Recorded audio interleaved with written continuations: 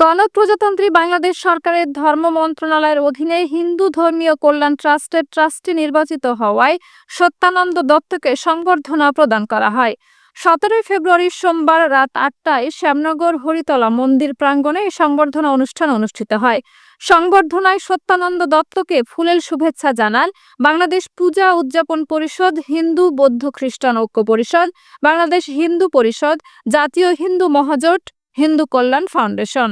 বাংলাদেশ পূজা উদযাপন পরিষদ শ্যামনগর উপজেলা শাখার সভাপতি রবীন্দ্রনাথ বিশ্বাসের সভাপতিত্বে সংবর্ধনা প্রদান অনুষ্ঠানে প্রধান অতিথি হিসেবে উপস্থিত ছিলেন শ্যামনগর উপজেলা বিএনপির সাবেক সভাপতি মাস্টার আব্দুল ওয়াহেদ। বিশেষ অতিথি হিসেবে উপস্থিত ছিলেন জেলা বিএনপির সাবেক সদস্য এম আশেকি ইলাহি মুন্না।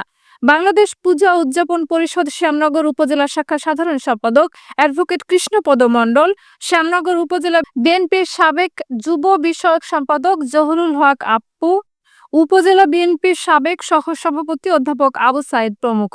সংবর্ধনা সভায় বক্তারা যশোরেশ্বরী কালী মন্দিরকে সার্বজনীন ও নকিপুর হরিতলা মন্দিরকে কেন্দ্রীয় মন্দির সহ বিভিন্ন মন্দির এবং মহাশ্মশানের উন্নয়নকল্পে অনুদানের সহায়তার কথা বলেন। সমস্ত অনুষ্ঠানের সঞ্চালনায় বাংলাদেশ হিন্দু বৌদ্ধ খ্রিস্টান ঐক্য পরিষদের সভাপতি বিষ্ণুপদ মণ্ডল।